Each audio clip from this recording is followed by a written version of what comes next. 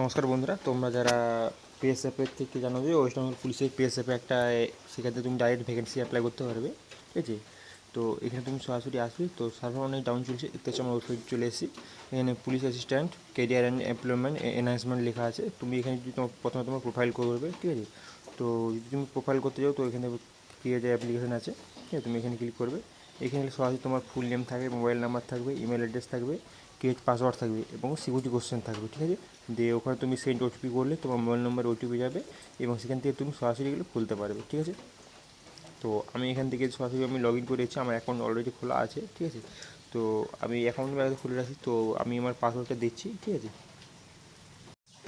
ঠিক আছে, তো আমি দেখতে পাচ্ছি আমি সরাসরি চলে এসেছি, আমি লগ ইন হয়ে গেছে আমার, ঠিক আছে। আমি যদি আমার প্রোফাইলে যাই, ঠিক আছে, তো প্রোফাইলে আমার এখানে সব কিছু ডিটেলস পাবে।